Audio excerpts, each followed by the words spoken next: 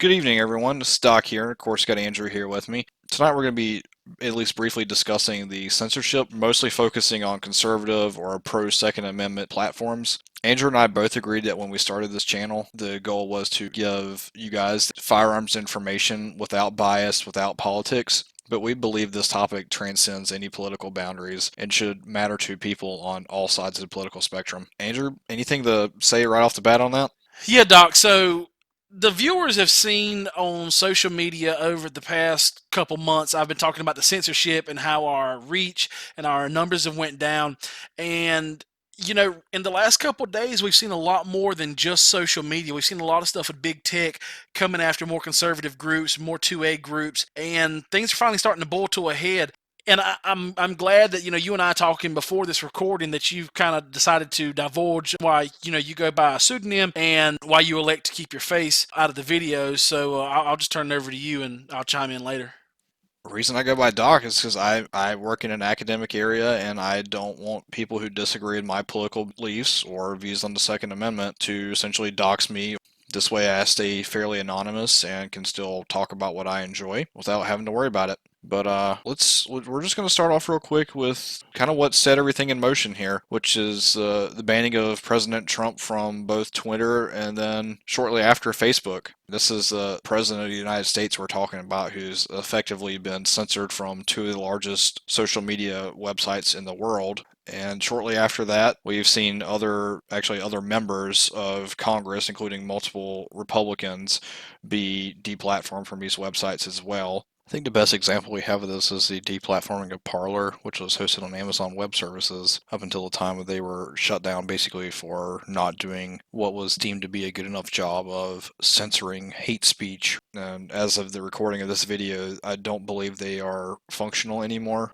Once Amazon dropped them, no one else really wants to pick them up. I'll stop right there for just a moment and let Andrew give his thoughts on it.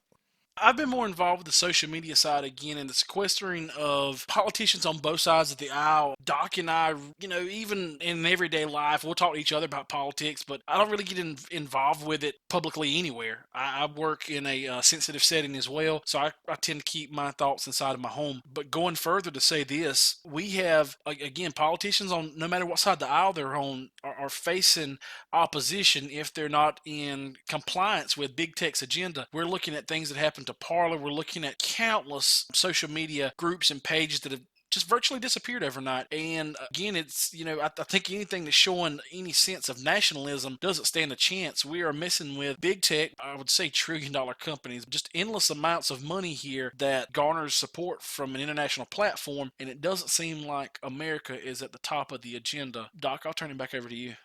So we're going to be moving on to talk about something that hits a lot closer to the Second Amendment, which is the recent deplatforming of the one of the largest gun websites out there, AR15.com. It's actually happened this Monday.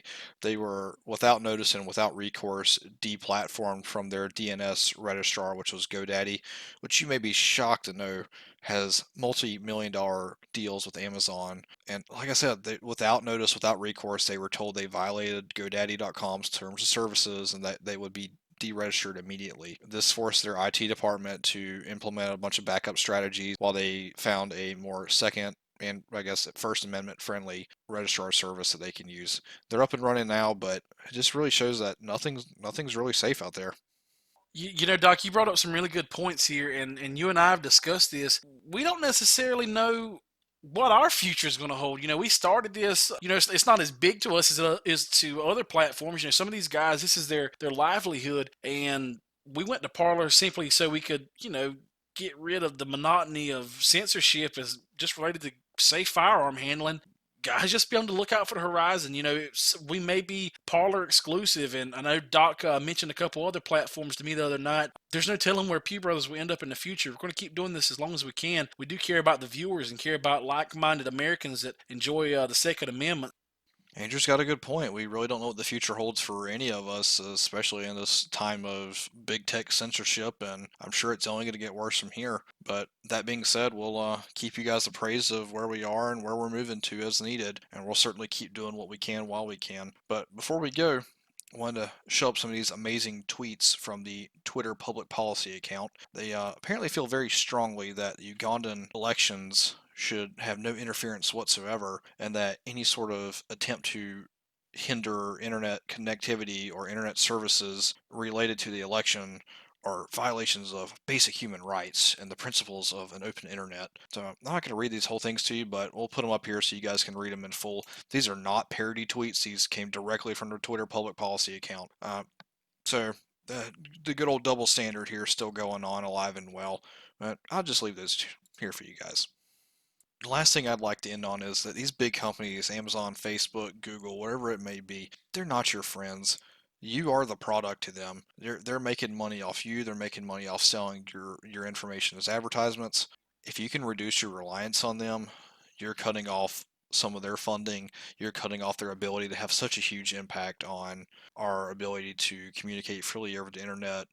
We have to cut their influence out of our lives. It's not going to be easy. They're so well integrated, either whether it be your smartphone or for meeting up with family on Facebook or up until last week, keeping in touch with the President of the United States with near real-time updates on Twitter.